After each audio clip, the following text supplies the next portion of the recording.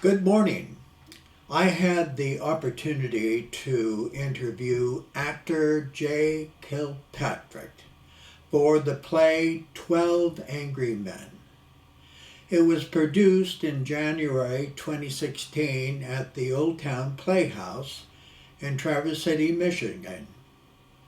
There have been 187,854 video views on YouTube seen since the year of 2016 on the whole documentary video. And it is a masterpiece of theater. And actor Joe Kilpatrick brings color and emotional levels within theater productions, and 12 Angry Men is one of them. I'd like to say a few words about juror number 7, who's played by Joe Kilpatrick. Wow, Joe is a remarkable actor. I've known him for probably 20 years, maybe more. And preceding my meeting Joe, I met and have worked with his mom, Casey Kilpatrick. This is a theater family,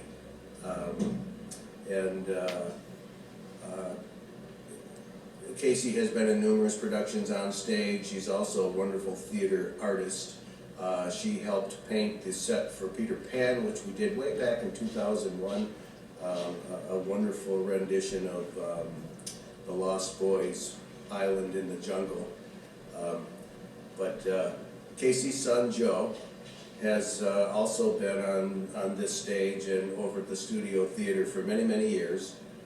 The last time I saw him was in a production of Waiting for Godot, maybe a year ago. And he's a great comic actor in both the physical sense and in the intellectual sense, but he's not limited to comedy, obviously, playing a very important and serious role in this show. I also happened to see him in the Studio Theater in the stage version of Stephen King's Misery. And he was a marvelous, he played the writer in that, and a very compelling actor with a terrific sense of timing, actually off stage as well as on stage. A very entertaining guy, very friendly man, a very imposing man. He's a big fella. And that helps to cement a lot of the scenes in this play. It can be a very grim set of scenes in 12 Angry Men, and Joe Kilpatrick's character, he's the guy who would rather be at a ball game than be in the jury room here. And he gives quite a bit of comic relief to this show. As I said, the audience laughs at places that we can't really predict, but Joe's responses were clearly intended by the playwright to break the tension, and he does a wonderful job with that. Unfortunately, I understand he's not available to be interviewed, which is a shame, because if you see Joe in the flesh, you'll know what I'm talking about as far as what kind of personality this man has got. So I regret that we won't be able to feature a live interview with Joe Kilpatrick. Just that he can be important ones. No, he wouldn't really lie. But perhaps he would make himself believe that he had heard those words and recognize the boy. Well, it's 9-3 in favor of guilty. That's the limit at it. I mean, what are you basing it on? Stories this guy made up. Yeah, right, for Amazing Detective Monthly. He made a fortune. Listen, there are facts staring you right in your face. Every one of them says this kid killed his own man. I mean, for crying out loud, his own attorney knew he didn't stand a chance right from the beginning. His own lawyer. I mean, you could see it. He deserves the chair. Follow this one up with dancing and refreshments. Mr. Foreman, you have a leg to stand on. You know that, don't you? Well, I don't feel that way. There are a lot of details that never came out. Let's just go. I I mean, nobody's going to change their opinion. Let's take it to the judge. I don't think the court will accept a hung jury. We haven't been in here very long. Well, let's find out. Listen, Sonny, nobody around here is going to tell me what words I understand and what words I don't. Especially him, because I'll knock his goddamn Middle European head off. Oh, can we stop arguing here for 2 minutes? Can't we just stick to the subject? You're sitting here pulling stories out of thin air. I mean, what are we supposed to believe? I'm telling you, if this guy was sitting ringside at the Dempsey-Furple fight, he'd be trying to tell us that Furple won. I mean, look, what about the old man? Are we supposed to believe that he didn't get up and run through his door and see the kid tearing down the stairs 15 seconds after the killing? He's only saying he did to be important? I mean, what's the point of the whole... Hold it a second. What about you? Now, just a minute. According to the woman across the street, she's... Now, listen. I'll tell you something here. I'm getting a little tired of this whole thing. I mean, all this yakking's getting us nowhere. So I'm going to break it up here.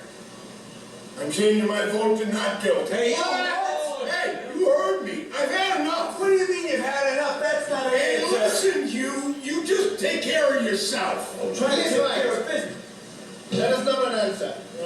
What kind of man are you? You have sat here and voted with the others, voted guilty because there were some baseball tickets burning a hole in your pocket, and now you have changed your vote because you say you are tired of all the talking here? Now listen, You buddy. have no right to play like this with a man's life. It is a terrible and ugly thing to do. Don't you care? Wait a minute, you can't talk like I can talk like that to you. If you want to vote not guilty, then vote that way because you are convinced he is not guilty. Not because you had enough. And if you think he is guilty, then vote that way. Or don't you have the guts to do what you think is right? Now listen, Guilty or not guilty? I told you, not guilty. Hey, goddamn you, I don't have to. You have to. Say it. Why?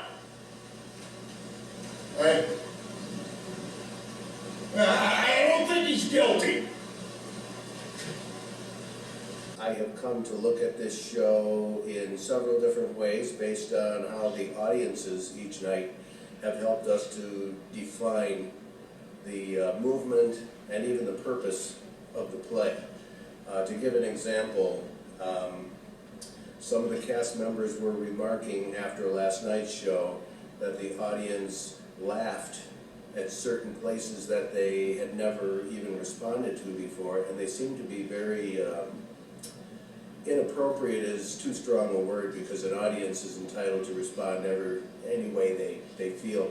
But there is a scene where juror number 8 is reenacting one of the witnesses in the trial who has had a stroke and has to drag one leg.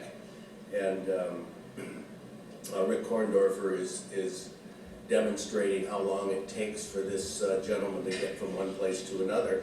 And the audience, apparently seeing him drag that one leg,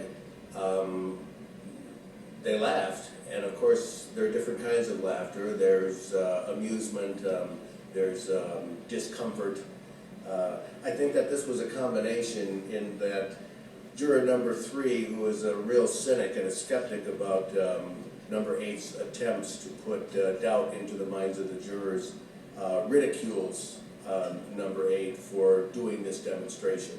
And so I think the combination of the two characters in conflict led the audience to laughter, which surprised us. There are several other places in the play which, at first reading, would not seem to be a comedy in any way, shape, or form. But I would say there are at least a dozen places in this play where the audience responds and either titters or actually has downright laughter.